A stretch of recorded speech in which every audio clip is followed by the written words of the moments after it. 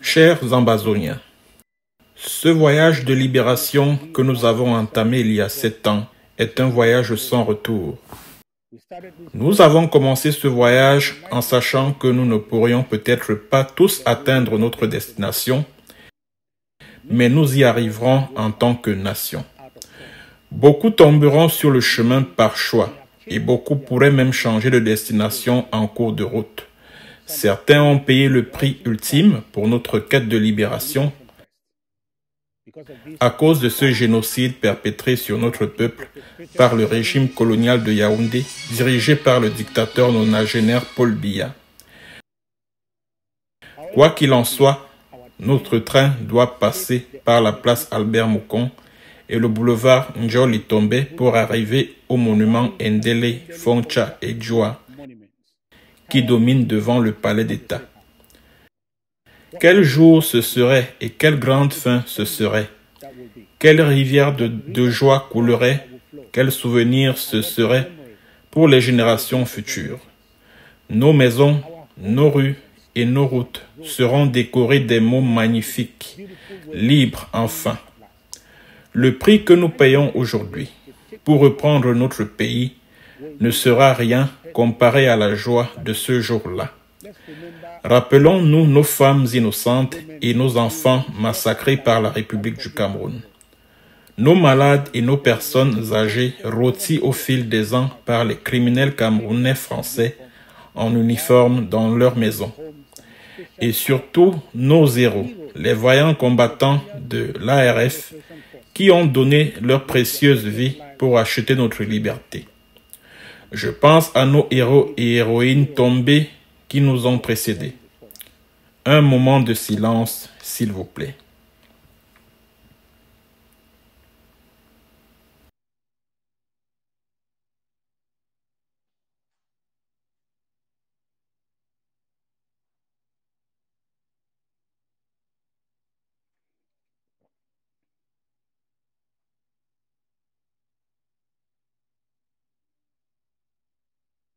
Que leur sang continue de nourrir notre détermination à lutter pour une Ambazonie libre et indépendante.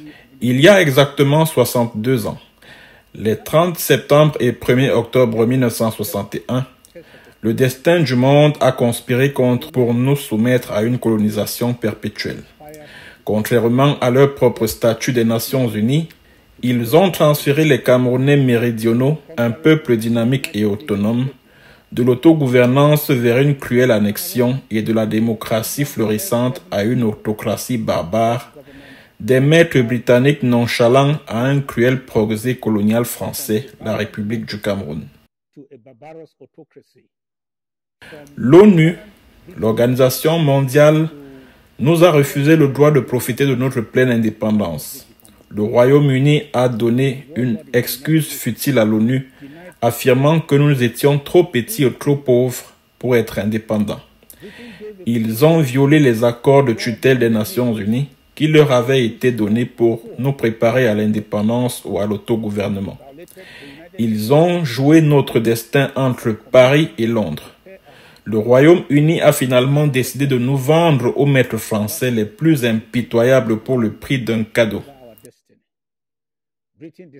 L'ONU a toléré cette manœuvre, ignoré nos véritables souhaits et nos protestations, étouffé nos voix et fermé leurs portes aux demandes réelles de nos pères fondateurs, qui étaient une indépendance totale. Ils nous ont poussés dans cette catastrophe évitable. L'Occident craignait plus la propagation d'une idéologie, le communisme, que la réalité d'un bain de sang futur causé par cette injustice. Nous sommes passés d'une colonie allemande à une colonie de la Société des Nations, puis d'une colonie semi-britannique sous le système de tutelle des Nations Unies, et enfin entre les mains de l'Afrique française, à point de fer, supervisée par la République du Cameroun. La plupart de nos dirigeants, il convient de le rappeler, ont rejeté l'option de l'indépendance par l'adhésion qui nous a été dictée par les vainqueurs de la Seconde Guerre mondiale. Ils ont demandé notre propre indépendance telle que prévue par le système de tutelle des Nations Unies. Nous sommes le seul pays en Afrique aujourd'hui qui, au lieu d'être décolonisé, a été remis aux Français. Nous appelons l'Organisation mondiale à réexaminer notre cas. Pourquoi la phobie de la propagation de l'idéologie communiste en Afrique dans les années 1960 devrait-elle être une raison valable aujourd'hui pour permettre à Southern Cameroon d'être anéanti par les mains invisibles des Français? Comment les Southern Cameroons pourraient-ils être considérés comme une micronation?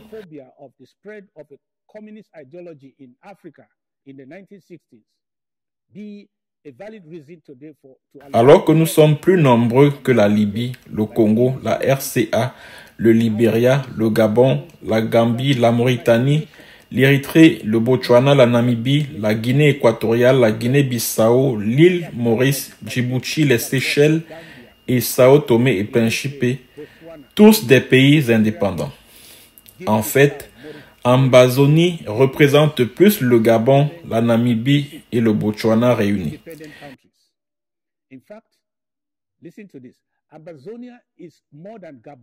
Économiquement parlant, l'Ambazonie a un potentiel de revenus par habitant le plus élevé en Afrique de l'Ouest, devant le Ghana et le Nigeria.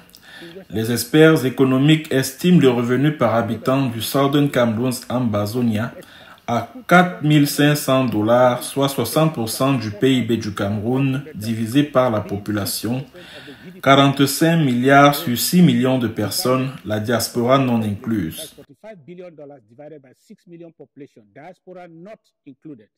C'est 2 fois le revenu par habitant du Ghana et plus de 2 fois celui du Nigeria. Pourquoi l'Organisation mondiale conspirerait-elle avec les Français pour soumettre 8 millions de Camerounais du Southern Cameroon Pacifique à une annihilation totale simplement à cause d'une erreur qu'ils peuvent rectifier sans effusion de sang? Ils ne voudraient même pas débattre du conflit dans le Southern Cameroon en Assemblée générale. De quelle manière l'ONU respecte-t-elle son engagement envers la responsabilité de protéger au Southern Cameroun ou en Afrique en général? Chères parties prenantes, la mission que nous devons accomplir dans notre génération ne sera pas complète sans amis. Il est difficile de trouver des amis dans la région d'Afrique centrale,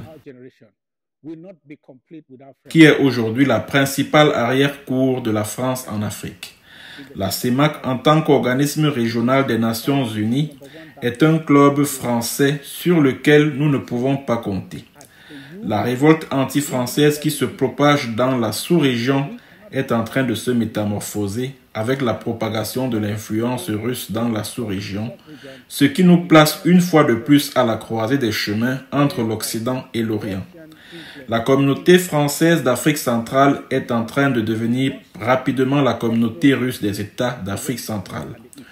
Aujourd'hui, l'indépendance du Cameroun du Sud est une meilleure option pour le monde que notre annexion perpétuelle par la République du Cameroun, qui modifie les dynamiques géopolitiques dans le golfe de Guinée en s'alliant avec la Russie.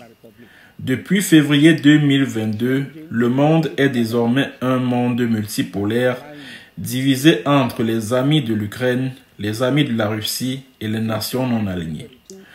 Tout le monde analyse l'ordre changeant et se positionne pour protéger leurs intérêts au sein du nouvel ordre géopolitique. Oui, nous avons été une victime de l'ère de la guerre froide. Aujourd'hui, le Southern Cameroun est déterminé à ne pas se retrouver entre les mailles des blocs géopolitiques. Notre mission est double. Aligner nos propres intérêts avec ceux de nos vieux amis qui sont à nos côtés et cherchent à convaincre de nouveaux amis qui, sans préjugés, aligneront leurs intérêts avec les nôtres et travailleront pour la liberté et la justice pour l'Ambazonie. Si nous commettons l'erreur d'embrasser la passion politique au lieu de nos intérêts, nous passerons à côté des opportunités favorisées par l'ordre mondial changeant pour la libération du Cameroun du Sud. Chère communauté internationale, nous avons choisi de nous tenir aux côtés du peuple ukrainien, tout comme nous sommes solidaires de tous les peuples annexés dans le monde, car l'annexion est un crime. C'était mal au Koweït, c'est mal en Ukraine. Nous ne comprenons pas le deux poids, deux mesures de certains qui condamnent Poutine en Ukraine, mais n'osent pas condamner le dictateur génocidaire Paul Biya en Amazonie. Ceux qui soutiennent l'Ukraine contre l'occupation russe, mais permettent hypocritement à la France de massacrer les Amazoniens par leur intermédiaire en toute impunité, nous troublent. La France s'oppose à la résolution du conflit dans le Cameroun méridional par le biais d'un dialogue sincère. Elle s'assure que la question ne soit pas discutée au Conseil de sécurité ni à l'Assemblée générale des Nations unies. Elle veille également à ce que l'Union africaine, sur laquelle elle exerce une influence considérable, n'aborde pas notre conflit. Les Français se cachent derrière leur droit de veto pour commettre des crimes en Amazonie, entraver toute discussion et enquête, établir leur propre verdict et utiliser leurs médias et leurs lobbyistes pour imposer un blackout médiatique sur leurs crimes odieux en Amazonie. Nous sommes déçus par ce plan pervers de la France visant à étouffer l'Amazonie de force.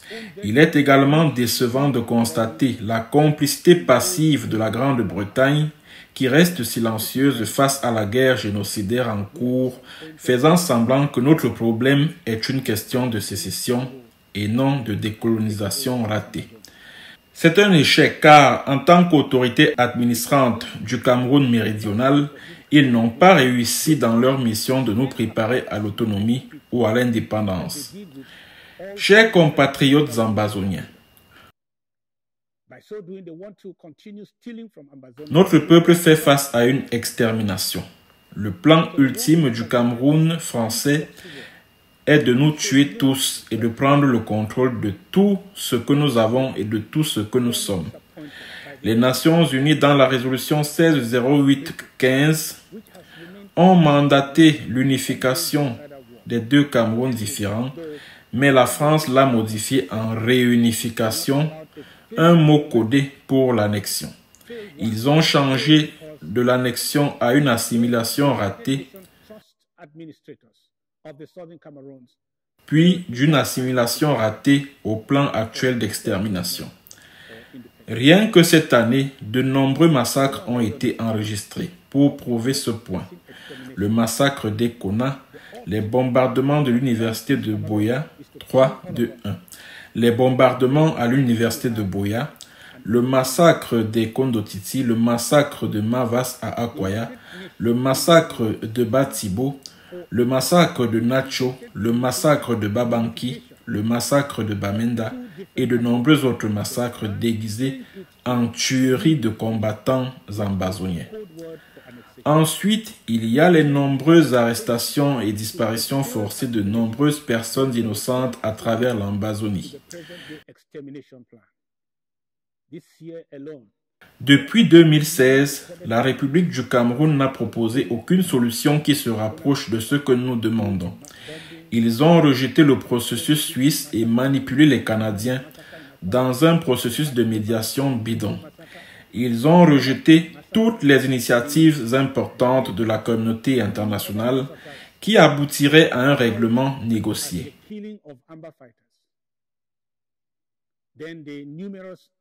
Car ils ne veulent pas d'un règlement négocié, ils veulent une solution militaire. Si une personne se livre à un massacre quotidien de votre bétail et refuse tout dialogue avec vous sous quelque forme que ce soit, que pensez-vous être son objectif? Bien sûr, la réponse est qu'il veut exterminer votre bétail. Chers membres des Amazonian Restoration Forces, cette année, la plupart d'entre vous, vous êtes réalignés sous la direction de vos comités et LGA et de votre gouvernement intérimaire, comme c'était le cas avant les dissidents de la diaspora. Vous avez réussi à filtrer les manipulations toxiques de la diaspora. Vous avez rejeté les guerriers du palais de l'unité et vous avez également compris que le prétendu APLC est une bande de claviéristes anciennement connus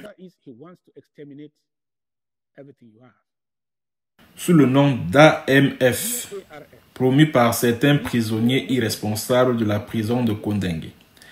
Ils espèrent vous utiliser comme monnaie d'échange dans les négociations. Ils ne collectent pas d'argent pour soutenir les combattants, alors ils cautionnent les enlèvements, l'extorsion, le vol et la terreur infligés aux populations pour de l'argent. Comme leurs quelques cousins de Lady F, la population les a rejetés et il n'existe maintenant que de noms, à part pour les coups de propagande qu'ils font en faisant des annonces mensongères, en brûlant des checkpoints abandonnés de la République du Cameroun ou en volant et en étiquetant les actions réalisées par nos membres de l'ARF. Ils ne combattent pas l'ennemi, ils sont là pour voler, extorquer et remplir leurs poches.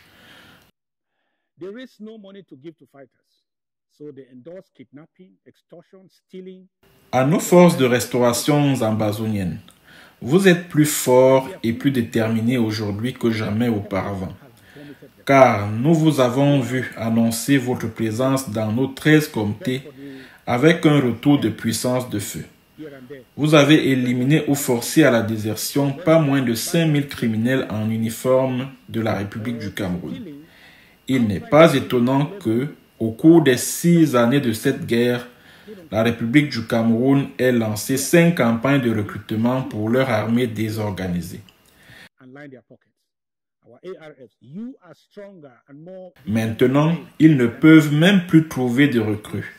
Les tribus privilégiées des Bouloubeti ont peur de l'Ambazonie et les autres tribus ont réalisé que la guerre en Ambazonie ne profite pas au Cameroun français, mais qu'elle sert à protéger l'hégémonie des Bouloubeti. Vous, les Ambazonian Restoration Forces, êtes les véritables héros de cette histoire. Vous êtes les meilleurs exemples de jusqu'où un peuple déterminé peut aller dans la poursuite de sa liberté, même contre les plus grands ennemis.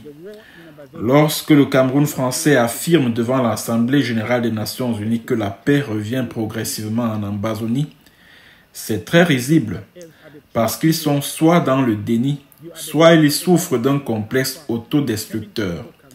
Quelqu'un devrait rappeler au génocidaire Zombi Aïtoudi qu'il sera rappelé pour avoir fait effondrer le Cameroun français à cause de sa guerre insensée contre le peuple du Cameroun méridional en Amazonie.